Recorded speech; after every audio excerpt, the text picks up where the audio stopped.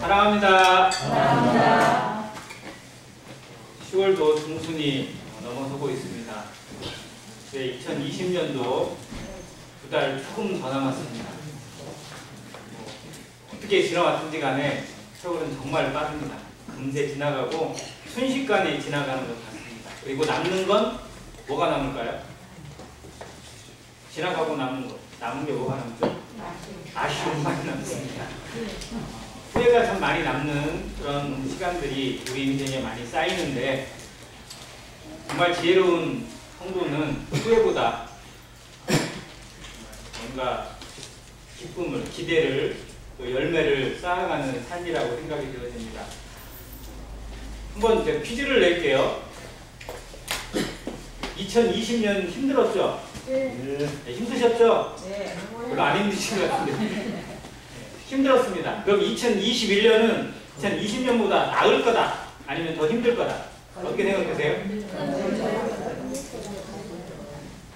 어느 것 같으세요? 태국자매님 어떨 것 같으세요? 그날이. 지나보면 알겠지만 작년이 더 나았다라고 얘기할지 모릅니다. 근데 이게 성경적이에요. 가면 갈수록 세상은 성도들에게도 힘듭니다. 물론 세상 사람들에게도 힘들지 모르지만 누구에게 특히 힘드냐면 성도들에게 더욱 가혹하고 힘듭니다. 왜? 세상은 그럴 수밖에 없어요. 이게 하나님의 말씀이고, 주님의 세상을 환영하지 않고 하나님의 나라를 환영하지 않는 공중의 권세 잡은 자가 지배하고 있는 이 세상에서는 그럴 수밖에 없어요. 누구도 우리를 환영해주지 않습니다. 우리를 위해서 준비되어 있지 않아요. 그럼에도 불구하고 우리를 이 땅 가운데 살게 하시는 하나님의 이유가 있습니다. 마지막 불꽃을 피우기 위해서예요. 하나님의 나라의 마지막을 우리가 장식해야 돼요. 그 마지막 문을 열고 그 마지막을 우리의 힘으로, 우리의 능력으로, 우리의 영광으로, 그리고 우리 삶으로 채우기를 하나님이 기뻐하셔서, 원하셔서 우리에게 어쩌면 마지막 쥐어짠 마지막 인생의 불꽃을 피우게 하시기 위해서 이 고난을, 이 어려움을 허락하셨다고 저는 믿습니다. 그래서 그걸 힘들다고 어렵다고 원망하는 것이 아니라 정말 하나님의 뜻이 무엇인지를 분별하고, 오늘 주어지는 일을 통해서, 오늘 주시는 말씀을 통해서, 내일 성령의 인도하심을 통해서 어떠한 열매를 주님 앞에 드릴 것인지를 계산하고, 또 그것에 대해 기대하고, 그리고 성령과 함께 동행하는 아름다운 삶이 되시기를 간절히 바랍니다. 오늘 말씀도 그런 부분에 합당한 말씀이 되길 바라면서 말씀을 따로 찾진 않겠습니다. 오늘은 구약의 상당한 많은 부분을 쭉 훑어갈 건데요. 제목을 제가 이렇게 적어봤습니다. 유다의 종교 개혁과 한계라고 잡았습니다. 갑자기 아까 예배 끝나고 이나자매가 질문을 좀 함께 있다고 그래서 질문하는데, 애들이랑 교육을 하는 내용들이 이 내용이래요. 그래서 하나님이 이렇게 또 인도해 주시나 하는 생각이 들었는데, 아둔이에게 막 여러 설명을 하다 보니까 또 어린 아둔이가 막 여러 질문들을 한대요. 궁금해하면서. 근데 이제 그런 부분하고도 연관이 되는 것 같아서 좀 감사가 됩니다. 유다라는 나라가 실제로는 원래 이스라엘인데 다윗에 의해서 통일되어지고 아들 솔로몬에게 연결된 이 이스라엘이, 솔로몬이 방심해서 능력이 많으면, 그리고 인물이 훤하고 돈도 많고 지혜도 많고 모든 걸 다 갖췄으면 실상은 좀 겸손해야 되는데 겸손하지 못했어요, 솔로몬이. 그래서 그 능력만큼 뭐를 얻었어요? 능력이 많은 만큼 또 뭐도 많이 얻었어요? 마누라를 많이 얻었어요. 그래서 성경에 이 솔로몬의 아내를 1000명을 기록해놨어요. 1000명이에요, 1000명. 의자왕이 뭐 3000 궁녀를 거들었다고 하는데 국제는 모르겠고, 아무튼 공식적으로 왕비가 1000명이에요. 수첩까지 하죠. 그리고 그 1000명을 곳곳에, 세상 곳곳에서 데려와서 그들을 위해서 왕궁을 짓기 시작해요. 그러니까 새로운 후첩을 데려오면 그를 위해서 궁 하나 짓고, 또 새로운 왕비가 오면 또 그를 위해서 뭐 하나 지어주고, 그리고 그 왕비가 올 때마다 자기의 우상을 가지고 와요. 그러면 그 우상을 섬기는 산당도 하나 지어줘요. 그러니 유다의 이 모든 번영과 하나님의 복이 솔로몬에 의해서 다 걷어차지게 되고 점점 패망하게 되고 점점 약하게 됩니다. 하나님을 향한 신앙에서 미끄러지게 되고 그리고 온 나라가 우상 천지가 돼요. 그래서 하나님께서 그 나라를 여로보암이라는 사람에게 쪼개서 주십니다. 그리고 솔로몬의 대가 아닌 그 아들에 대해. 그래서 르호보암의 시대에 왕국이 분열되어져서 우리가 분열 왕국이라고 부릅니다. 분열 왕국이 시작된 시기가 주전 931년이에요. 그리고 두 나라가 이제 뻗어갑니다. 그래서 어떻게 보면 시작은 잘 될지 모르겠어요. 근데 마지막은 전부 다 엉망으로 흘러가요. 북이스라엘은 주전 931년에 세워지긴 했지만 722년에 망합니다. 몇 년 간 거예요? 210년 되고 끝났어요. 그러니까 하나님이 기회를 주신 거예요. 그에게 다윗의 씨를 하나님이 멸망하지 않도록 끝까지 지키신다고 하시는 것을 어떻게 보면 스스로 양보하셔서 그의 나라 일부를, 그것도 훨씬 많은 3분의 2 이상을 떼서 여로보암에게 주신 거예요. 그리고 기회를 주셨어요. 그게 에브라임 지파예요. 근데 그 에브라임 지파에게 주신 그 기회를 그들은 스스로 걷어찼어요. 그래서 그 나라가 명맥을 겨우겨우 유지해서 이 북이스라엘에서 활동했던 선지자들 중에 우리가 유명한 선지자들 알아요. 엘리야와 엘리사가 주로 이 북이스라엘에서 활동을 했어요. 아합 왕도 북이스라엘 사람이고 그 다음에 있는 사람도 마찬가지예요. 그러니까 선지자들이 그만큼 활동했기 때문에 이만큼이나 지켜진 거지 아니었으면 벌써 망했을 거예요. 하나님이 그 언약을 지키기 위해서 최대한 공을 들이고 노력을 하셨는데도 불구하고 210년 지나고 망했습니다. 그리고 남유다도 결국 망했는데 여기 좀 더 오래 갔죠. 주전 586년에 결국 멸망했는데 따져보면 345년 간 거예요. 얼마 못 갔죠. 345년이면 조선 왕조보다 짧습니다.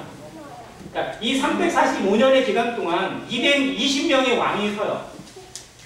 20명의 왕이 서서 나름대로 정치를 했는데 하나같이 엉뚱한 왕들이 많고 또 하나님을 섬기지 않고 자기의 생각대로 우상을 섬기면서 우상의 산당들을 지내면서 그냥 혼합된 민족의 신앙으로 인해서 이스라엘을 패망의 길로 점점점 몰아간 사람들이 훨씬 많았습니다. 그럼에도 불구하고 하나님이 그 이스라엘 땅에 그 남유다에 선한 왕이나 하나님의 말씀을 주셔서 하나님 앞에 돌아올 수 있는 기회를 주세요. 이것이 종교개혁입니다. 중세시대가 정말 암흑으로 치닫고 어려움으로 치닫고 있을 때에 하나님이 이 세상을 긍휼히 여기셔서 그 가운데 하나님의 복음을 위해 살고 말씀으로 사는 사람들을 비춰주셨어요. 그래서 그 중세시대에 일어났던 운동을 우리가 뭐라고 부르냐면 종교개혁이라고 부릅니다. 누구가 주도했죠? 종교개혁을 주도했던 사람? 우리가 이 마르틴 루터를 기억하잖아요. 그래서 1519년에 일어났던 그 종교개혁을 기념해서 10월 31일인가요? 이날이 종교개혁일로 되어 있어요. 마르틴 루터가 비텐부르크 그 대학의 그 정문에 95조 반박문을 써붙이고 교황이 잘못됐다, 이것이 잘못됐다라고 써붙인 그 날이에요. 근데 그 전부터 이미 모든 것은 있었어요. 하나님은 갑작스럽게 준비하는 분이 아니고 그 전부터 쭉 준비하신 것이 그때의 빛을 본 겁니다. 그러니까 하나님이 이 유다 땅에도 끝까지 기회를 주시고 은혜를 베푸셔서 다시 하나님께로 회복될 수 있는 기회를 주시고 그리고 그것을 추진했던 왕들이 있고 그를 왕을 도왔던 사람들이 있습니다. 그 대목들을 좀 살펴보면서 우리 신앙도 마지막 길을 가고 있어요.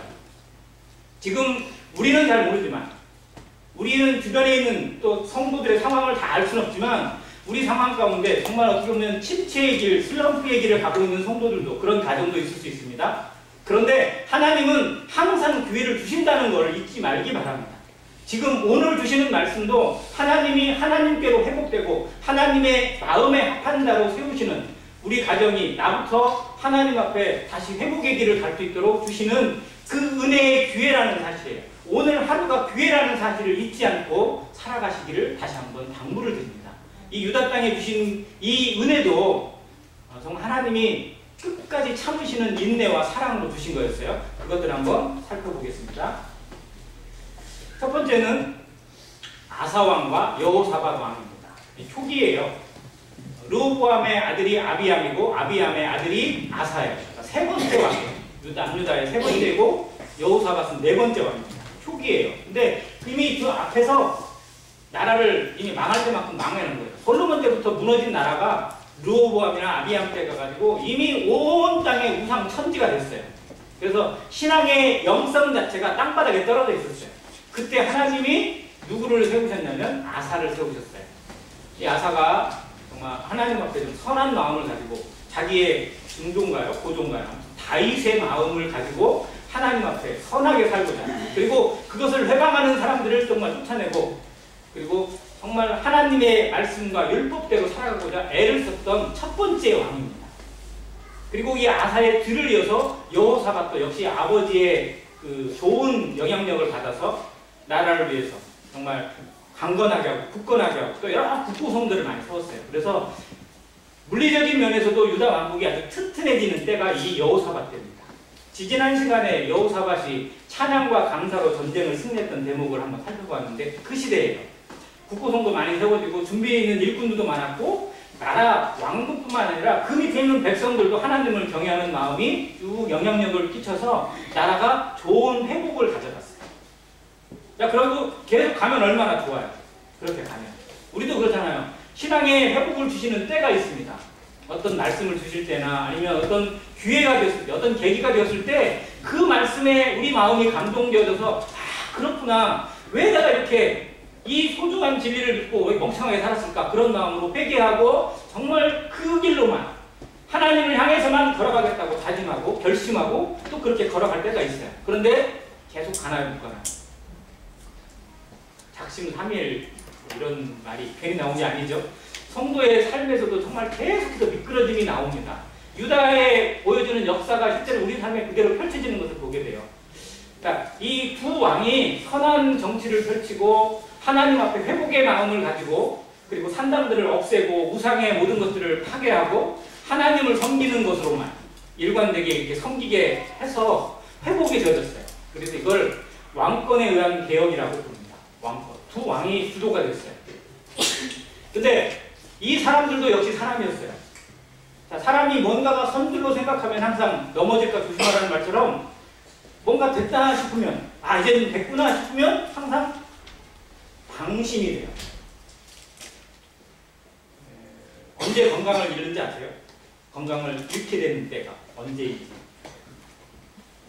순간이에요, 순간. 어떻게 보면. 저는 이 부분을 좀 생각하면 떠오르는 분이 어떻게 보면 기린노에 출전하신 이승원 형제님이신데요. 70 몇 세 되시까지 실제로는 병원 한 번을 가신 적이 없는 분이에요.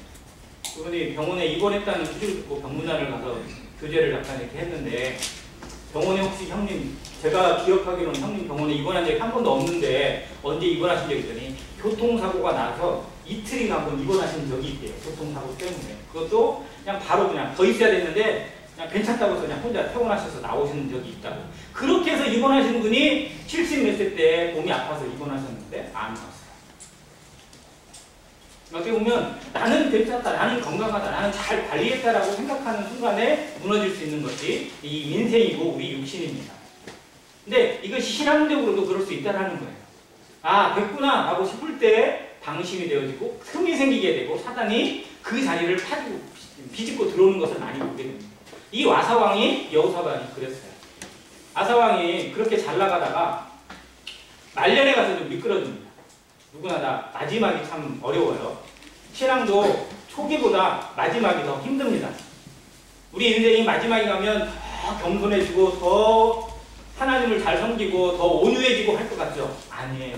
실제로 더 힘든 것이 이 인생의 말년이라고 저는 생각이 되었습니다. 그래서 마지막이 아름답고 황혼이 아름다운 성도를 기도하면서 정말 우리 인생에 하나님의 말씀 한 구절을 끝까지 붙잡는 성도가 되시길 바랍니다. 아사가 미끄러졌는데요. 적군이 쳐들었어요. 그전에도 적군이 쳐들어온 적이 많아요. 아사왕 때 북이스라엘하고 수시로 전쟁을 했거든요. 근데 그때마다 하나님 이기게 하셨어요. 근데 이 순간에는 갑자기 뭔 생각을 했는지 돈이 많으니까 옆에 있는 나라에 돈을 보내가지고 샀어요. 용병을 샀어요. 옆에 나라에, 다른 나라에. 그래서 그들과 싸웠어요. 즉 누구를 의지하지 않는 거예요. 하나님을 의지하지 않고 자기 재물을 의지했어요. 그리고 그 일로 인해서 하나님에게 책망을 받습니다. 하나님이 선지자를 보내서 이스라엘의 주권자가 나인데 나를 무시하고 그렇게 한 처사가 뭐냐고 하나님이 책망을 하셨어요. 책망을 안 들어요. 선지자가 하는 책망을 귀찮아하고 듣질 않는 거예요. 그래서 병이 왔어요. 하나님이 어떻게 보면 병을 주신 이유가 회개하라고 주신 거예요. 근데 병이 드니까 어떻게 해요? 누구를 찾는다고요? 회개하는 것이 아니고 의사를 찾아요. 이전에 제가 말씀드렸죠. 여기가 찾는 의사는 그냥 우리가 흔히 말하는 그런 서전 같은 그런 의사가 아니고 점성술사나 뭐 점쟁이 같은 그런 수준인 그런 별 점을 보거나 뭐 이런 식으로 해서 치료하는 그런 의사였어요. 즉 하나님을 떠나기 시작하니까 끝도 없이 떠나는 거예요. 결국 그 병으로 죽습니다. 하나님 앞에 돌아올 기회를 주셨는데 불구하고 자기 생각에 자기 고집에 머물러 있는 아사왕이 마지막이 그렇게 끝나버리고 말았어요. 아쉬워요. 그리고 이 여호사밧도 마찬가지인데요. 여호사밧이 이제 강성해졌어요. 마음이 어떻게 보면 풍성해지고 주변에 있는 모든 나라들이 뭐 쳐들어올 만한 나라가 없어요. 너무 강해지니까 전부 다들 겁을 내요. 자, 그러니까 이제 이제 어떻게 할까라고 쭉 둘러보더니 옆에 있는 나라하고 화치를 맺어요. 근데 옆에 나라가 누구냐면 북이스라엘이에요. 우리 형제국이니까 좋게 사이좋게 지나면 좋은데 이 북이스라엘을 다스리고 있던 왕이 누구냐? 아합이에요. 그리고 그 왕비가 이세벨입니다. 자, 거기하고 친교를 맺는 것까지는 어떻게 보면 이해해요. 그런데 뭐를 맺냐면 사등관계를 맺어요. 그래서 여호사밧의 아들과 아합의 딸이 결혼을 합니다. 이 일이 아주 치명적이었어요. 자, 이세벨은 다 두로 지역에 있는, 즉 바알 숭배의 근원지였던 곳이 두로예요. 그 두로의 공주예요. 거기서 왕비가 됐거든요. 그래서 바알신을 그대로 이 북이스라엘에 가져온 여왕인데 이 여왕이 그대로 자기 딸한테 그 바알신을 주어서 이 유다 땅으로 들어오게 돼요. 그래서 유다 왕국에 바알 우상이 들어오게 된 결정적인 계기가 이 여호사밧의 혼인에 의해서 나타납니다. 자, 그 왕의 결혼에 의해서 자기 며느리가 가지고 들어왔으니 그걸 막겠어요. 자기가 좋다고 사돈 맺었는데 그래서 그냥 그걸 허락을 한 거예요. 여호사밧도. 자, 그렇게 되고 이제 좀 살만하고 좋아질만 하니까 이제 어디 좀 좋은 데 없나라고 이렇게 우리나라 사람들 조금 좀 그렇게 돌아다니지 말라고 그러거든요. 조금 좀 먹고 살만하면 다 어디 가면 어디 좋은 데 없나, 어디 좀 갈만한 데 없나. 처음에는 국내를 쭉 뒤지다가 나중에 어디로 가요? 유럽도 괜찮은 것 같고 어디도 괜찮은 참 다 이렇게 들어가요. 근데 이 아합이랑 둘이 그 좋은 관계를 맺다 보니까 아합이 슬슬 꾀요. 어디가 좋은데 우리 한번 거기 한번 쳐들어갑시다. 어디 좋은데 거기 한번 우리 점령합시다. 그래서 에시온 게벨이라고 하는 금이 많이 나는 그런 노다진 땅이 있었어요. 거기를 점령하기 위해서 둘이 연합군을 만들고 배를 건조해요. 그리고 그걸 위해서 모든 계획을 짰어요. 근데 그 배를 하나님이 폭풍을 주시고 태풍을 주셔가지고 다 파손시켜 버렸어요. 하나님 막으셨어요. 어떻게 보면 정말 그 기회마저도 여호사밧이 온전히 회개하지 못함으로 인해서 그의 마지막도 어떻게 보면 참 아쉽게 흘러갑니다. 그리고 유다의 그 개혁은 그 두 대에서 그냥 마무리가 되고 말아요. 계속 이어가지 못하는 거예요. 그리고 여호사밧 뒤에 온 왕이 여호람 왕인데 그때부터 또 엉뚱한 짓거리만 계속하게 돼요. 나라가 또 망가질 대로 망가져요. 자, 그리고 중요한 인물이 아까 이세벨의 딸이 왕비로 왔다고 그랬잖아요. 이 여자가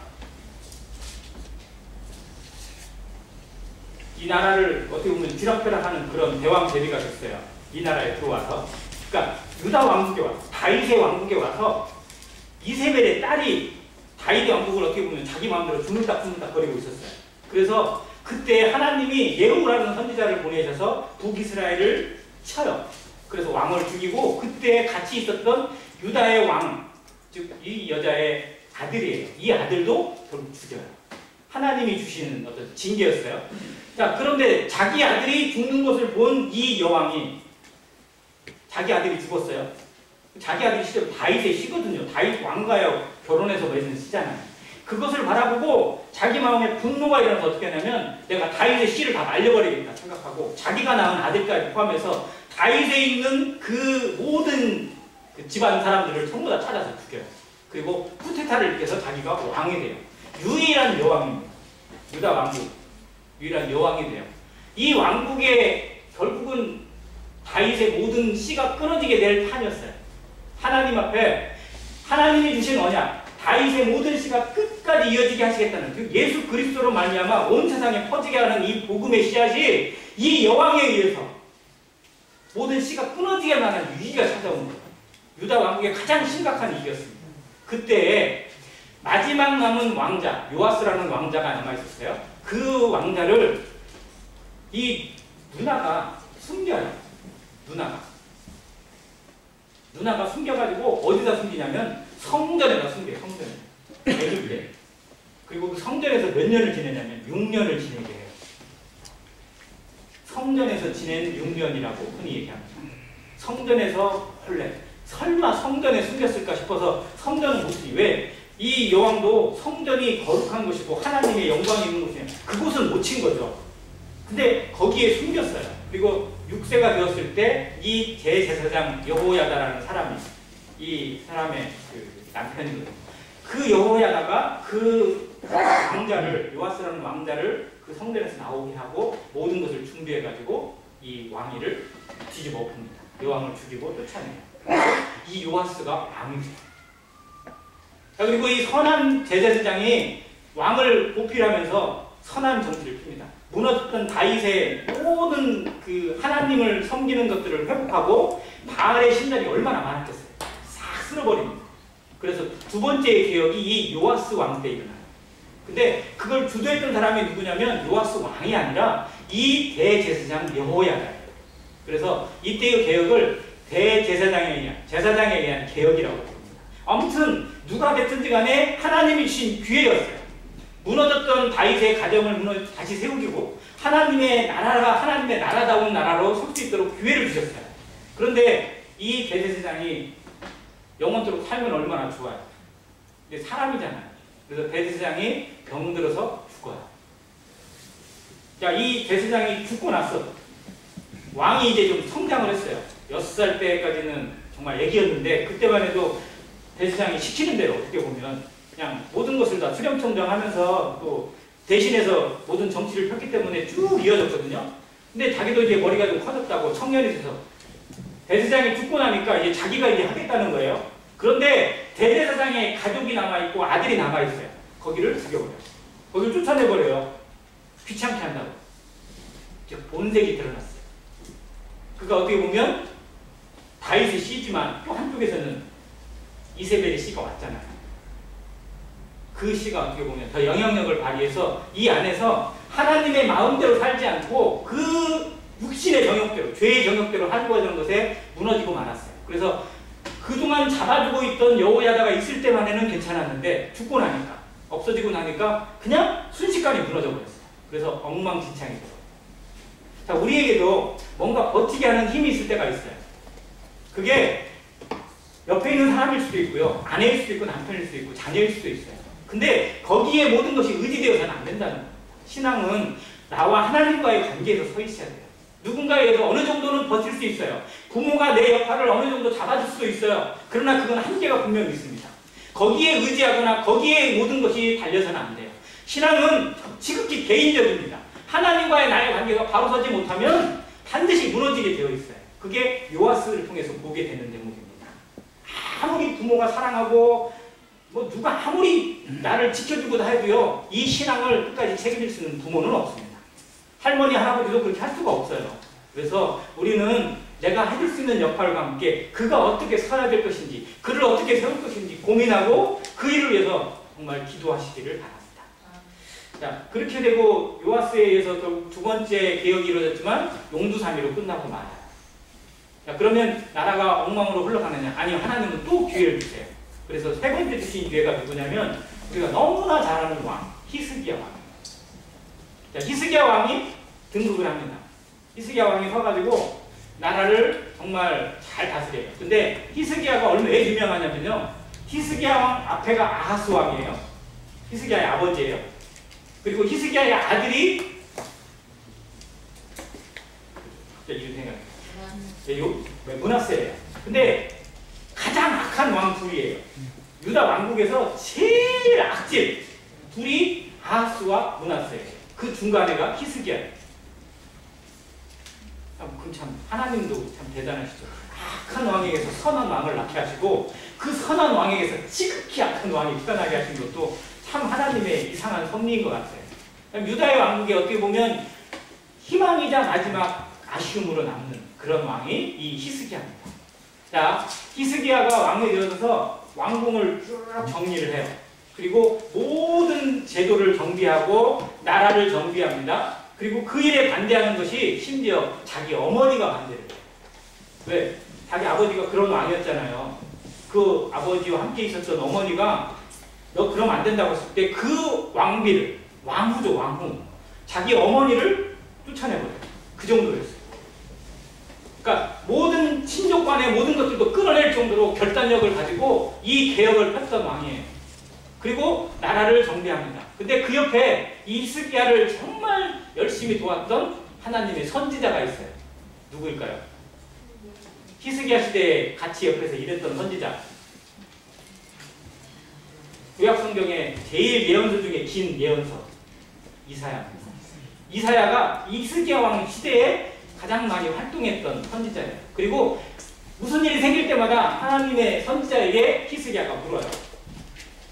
아수르가 쳐들어왔을 때도 마찬가지였고, 무슨 일이 생길 때 이 선지자에게 의지해서 선지자의 말씀을 듣고자 하는 것이 히스기야의 태도였어요. 그리고 이사야는 그때마다 하나님에게 기도해서 하나님의 말씀과 응답을 주시고 대답을 보여줬습니다.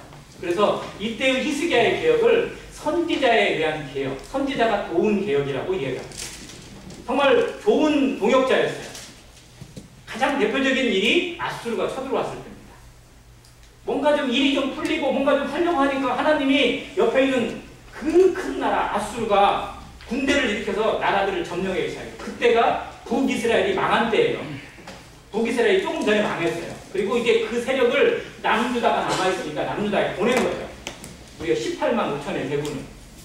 그래가지고 쳐들어왔을 때 히스기야나 이 왕국에 있는 대신들이 할 일이 없어요. 꼼짝도 못하는 거예요. 게임이 안 돼요. 왜? 아수르는 이미 모든 세상을 점령한 나라였어요. 유다는 지극히 작은 나라고. 그런데 그때 이들이 기도했습니다. 하나님 앞에 기도했어요. 이것이 하나님의 뜻입니까? 우리가 이렇게 끝나는 것이 하나님의 뜻입니까? 라고 기도했을 때 이사야가 하나님의 말씀으로 응답을 줍니다. 너희는 걱정하지 마. 저들이 너희 땅에 단 한 발자국도 들어오지 못할 것이다. 왜? 하나님의 이름을 조롱하고 하나님을 욕되게 했으니까. 그래서 하나님이 싸우실 것을 명령하고 걱정하지 말라고 응답을 주셨을 때 천사가 나가서 아수르 진영을 쭉 휘어갑니다. 새벽에. 그리고 얼마가 죽어요? 18만 명이 죽어요. 천사가 하나님이 주시는 천사의 능력입니다. 하나님의 능력이에요. 그래서 그 전쟁에 이들은 팔 하나 쏜 것도 없고 뭐 하나 한 것도 없어요. 근데 하나님이 싹 죽여버렸어요. 가보니까 전부 다 시체뿐만 남아요. 그리고 그 일로 인해서 이 아수르 왕 사네립이 자기 아들한테 암살을 당해서 죽고 말고 아수르가 결국 멸망의 길로 흘러가게 됩니다. 하나님을 대적했던 결과였습니다. 자, 그럴 정도로 이 히스기야와 이사야의 연합이 정말 아름다웠어요. 동역이 아름다웠어요. 자, 우리에게도 하나님이 뭔가를 이뤄갈 때 동역하는 사람을 붙여주십니다. 우리의 동역자가 누군지 잘 살펴보세요. 그리고 분별을 해야 돼요. 세상적인 것인지 하나님의 어떤 사람인지 이거를 분별하지 못하면 우리 인생에 치명타를 얻습니다. 여호야다가 그랬고요. 르호보암이 그랬어요. 르호보암도 실제로는 그 왕국이 쪼개지기 전에 하나님이 기회를 주셨거든요. 근데 어떻게 들을 것인지 나이 많고 다윗에게서 성종했던 그런 대신들에게 어떤 이야기를 들을 것인지 자기 또래에 있는 청년들에게 이야기를 들을 것인지 하다가 왕궁의 그 충신들을 늙은 사람들은 필요 없다. 노땅들은 필요 없다. 다 쫓아버리고 자기 또래에 있는 젊은 사람들의 얘기를 듣고 나라가 망한 거예요. 그러니까 우리 성도들에게도 우리 주변에 정말 많은 사람들이 있을 수 있습니다. 근데 그곳에 하나님의 말씀으로 하나님과 함께 일할 수 있는 하나님이 주시는 동역자가 누구인지를 살피고 분별하고 함께 할 수 있는 연합이 이루어져야 됩니다. 그렇지 못하고 내 어떤 유익만을 찾고 세상의 어떤 기쁨만을 찾고 그런 세상 친구들과 어울리다 보면 실상 우리의 신앙 아무것도 아니에요. 허수아비로 불 가운데 얻은 구원처럼 부끄러움만 남게 된다는 사실을 기억하시기를 간절히 바랍니다. 자, 그런데 이 히스기야도 전 제일 아쉬운 사람이 히스기야예요. 진짜. 자, 히스기야 하면 떠오르는 게 뭐죠? 생명연장 몇 년? 15년 생명을 연장받았어요. 그래서 히스기야의 기도라고 부릅니다. 벽을 향해서 바라보면서 눈물로 기도했던. 그리고 성경에도 그 기도를 자세히 기록해주고 있어요. 그런데 저는 그 기도가 없었고 차라리 히스기야가 일찍 죽었다면 어떻게 됐을까 하는 생각을 해요. 아쉽겠죠. 젊은 나이에 일찍 죽으니까. 근데 그가 그 죽을 병을 기도로 말미암아 살림받은 이후에 아주 무려 두 가지 치명적인 일이 나와요. 자, 그가 죽을 병에서 살아났다는 이야기를 듣고 그 소문이 온 근방에 퍼집니다. 그때 신흥 제국 바벨론이 일어나고 있었어요. 바벨론이 이제 기회를 틈타면서 일어나고 있어요. 아수르에 기세해가지고 꼼짝 못하던 바벨론이 이제 어떻게 하면 길을 펴볼까 싶어가지고 일어나고 있을 때였는데 히스기야 소식을 들은 거예요. 그리고 거기에 대단한 나라, 대단한 일을 하나님이 주셨구나라고 해서 선물을 보냈어요. 그 선물을 받고 나니까 히스기야가 우쭐해져가지고 나 이런 사람이야. 그러면서 왕궁을 구경시켜주고 보여주는데 어디까지 보여줘요? 성전을 보여줘요. 성전을 열어가지고 왜 사신한테 우리 성전이 이런 거야. 하나님을 섬기는 곳이 이런 곳이야 라고 자랑해서 보여줬어요. 이 지극히 교만한 거였어요. 그리고 그때 하나님이 주신 응답이 뭐냐면 네가 보여준 그 성전이 그 바벨론에서 전부 다 무너지고 다 가져가게 될 것이다. 하나님이 이런 거예요. 그 방심, 그 교만 때문에. 그런데 그때 히스기야가 뭐라고 하는지 아세요? 하나님의 선지자 이사야가 와서 그 충격적인 예언을 주고 있는데 히스기야가 뭐라고 하냐면 내 때에는 이루어지지 않으니까 다행입니다 라고 이야기해요. 내 때에는 안 이루어지니까 괜찮습니다 라고 이야기를 해요. 나는 아니면 괜찮아요? 내가 아니면 괜찮은 거예요? 내 뒤에 후손들이 얼마나 고통받을지 얼마나 많은 비극이 있을지 그건 생각하지 않고 내 때는 이루어지지 않을까 나는 살아났으니까 나는 회복됐으니까 괜찮습니다 라고 이야기를 했어요. 저는 그 대목을 보면 정말 아픔이 있어요. 사람이 정말 이런 수준일까? 나만 아니면 괜찮은 건가요? 그런 다음에 므낫세가 왕이 오릅니다. 므낫세가 왕이 오를 때가 나이가 몇 살이냐면 8살, 8살. 자, 그럼 므낫세는 언제 태어난 거예요? 생명 연장 기간에 태어났어요. 15년 그 연장 받은 그 기간에 태어난 아들이에요. 그러면 생명 연장을 안 받았다면 므낫세는 태어나지도 않았어요. 그러면 다른 사람이 왕이 됐겠죠. 다른 왕자. 물론 그 왕자도 얼마든지 악한 왕이 될 수 있지만 므낫세는 55년 동안 나라를 완전히 망하게 만들었어요. 즉 히스기야는 자기 자손의 자기 아들의 자녀 교육에 성공했다 실패했다. 가장 큰 실패를 했어요. 살림을 받았으면 다시 살리심을 받았으면 다시 새 생명을 얻었으면 그것에 감사하고 겸손을 살아가는 게 아니라 나 살아났어 나 이런 사람이야 라고 자랑하면서 자녀 교육에 대해서는 방관했어요. 그때 태어난 아들이면 얼마나 복된 아들이에요. 그때 태어난 열매면 얼마나 귀한 열매예요. 우리 인생에 구원받고 얻은 그 모든 것들이 얼마나 귀한지를 알아야 되는데 거기에서 방심하고 거기에 교만했을 때 아주 심각한 바이러스가 온 땅에 퍼지게 만드는 결과. 자, 그럼에도 불구하고 이 므낫세가 55년 동안이라고 했잖아요. 55년 동안 나라를 정말 엉망진창으로 바꿨습니다. 자, 그러면 더 이상 망해도 할 말이 없어요. 그냥 망해도 할 말이 없어요. 그런데 하나님이 다시 은혜를 주세요. 다시 기회를 주십니다. 마지막 불꽃. 아까 처음에 성도들에게 마지막 불꽃이라고 말씀드린 이 마지막 불꽃이 이 왕입니다. 누구일까요? 요시야. 마지막 유다 왕국의 거의 마지막을 장식했던 왕. 이 요시야가 등극을 해요. 요시야는 어린 나이에 등극을 한 왕이었고 그 어린 나이에 등극을 했으면 정말로 하나님의 마음에 합한 왕으로 그리고 성경이 기록하기를 다윗 이후로 이같이 하나님을 사랑하고 하나님의 앞에 헌신적인 제사를 드린 왕이 요시야 외에는 없었다고 기록할 만큼 하나님 앞에 살아가고자 했던 왕이었어요. 자, 근데 이 요시야는 우연한 기회를 통해서 하나님 앞에 신앙을 회복하는 그리고 그 나라가 회복의 길을 가게 하세요. 뭐였냐면요, 무너진 성전, 자기의 그 이때에 있던 이 므낫세에서 무너졌던 성전의 터를 보수하다가 그 밑에서 뭘 발견했냐면 책을 발견해요. 책을. 우리 토라라고 부르는 율법책을 발견한 거예요. 근데 거기에 하나님의 말씀이 기록되어 있는 거를 어떻게 보면 그냥 우연으로 생각하고 그냥 지나갈 수도 있어요. 우리의 인생에 우연 같은 일이 많이 생깁니다. 정말 많이 생겨요. 매일마다 우리는 그런 일을 겪어요. 내가 괴지에 잘 못했던 일을, 그런 사람을 만나기도 하고 그런 이야기를 듣기도 하고 그런 일을 겪기도 합니다. 그런데 그것이 하나님으로부터 온 것인지 아니면 무엇을 위한 것인지를 분별하는 지혜가 참다운 성령과 동행하는 거예요. 요시야는 그 말씀을 받았을 때, 그 말씀을 들었을 때 그 율법책에 대해서 정말 하나님의 마음으로 받고 하나님의 명령으로 받았어요. 이 말씀이 신명기였어요. 신명기에 기록되어 있는 그 말씀을 그대로 받고 이대로 살아야 된다. 이 말씀대로 살아야 된다. 우리는 봐라. 얼마나 잘못됐냐. 이 말씀하고 하나님의 말씀하고 얼마나 멀어졌는지를 보여주는 시금석이 된 거예요. 우리 인생에 한번 살펴보세요. 하나님의 말씀이 어느 순간에 내 마음에 깊이 자리 잡게 되면요. 내 신앙이, 내 중심이, 내 하루하루가 얼마나 하나님하고 멀어져 있는지를 보게 돼요. 그걸 보게 하시기 위해서 우리에게 말씀을 주시는 것이지 귀를 채우고 지식을 채우고 입을 채우라고 주시는 것이 아닙니다. 시금석입니다. 분별하라는 거예요. 하나님 앞에 내가 얼마나 멀어져 있는지, 하나님의 뜻과 얼마나 미끄러져 있는지 말씀을 주시는 이유가 거기에 있어요. 근데 요시야는 거기에 순종했어요. 그리고 그 말씀대로 개혁을 추진했어요. 그리고 그것에 대해서 계속 힘을 추진하고 제사를 회복하고 절기를 회복하고 그리고 제사장들을 회복시켰어요. 그래서 그 땅에서 유월절을 가장 성대하게 모든 국민들이 참여하는 유월절을 드리게 했어요. 그래서 다윗 시대 이후로 최초로 가장 성대한 유월절을 치르게 한 왕 요시야입니다. 그런데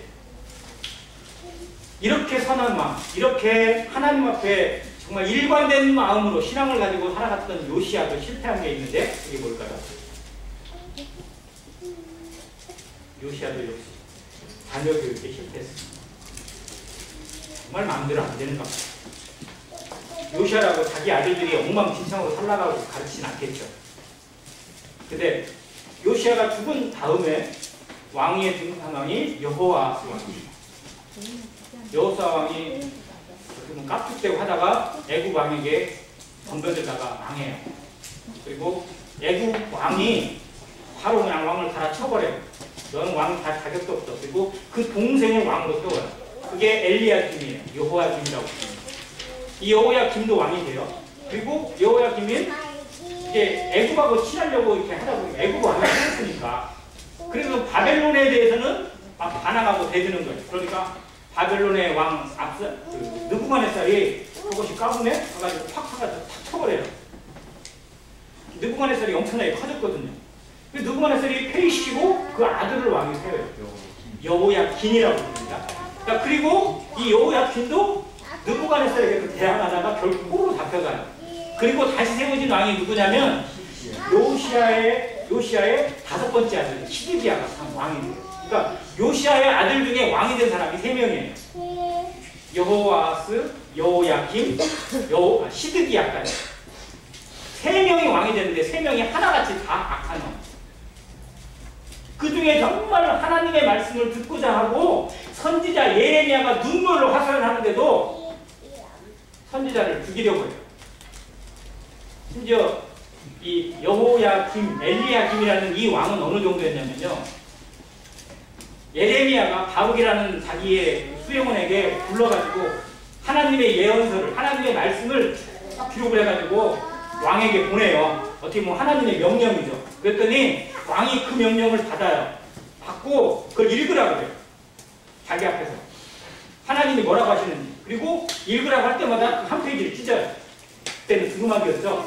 두루마리로 딱 되어 있는 걸 하나씩 읽을 때마다 그걸 가져와. 그래가지고 불에다 던져요. 또 읽으라고 해요. 읽어요. 또 불에 던져요. 불에 던진 왕이에요. 그러니 마지막 희망이 사라져요.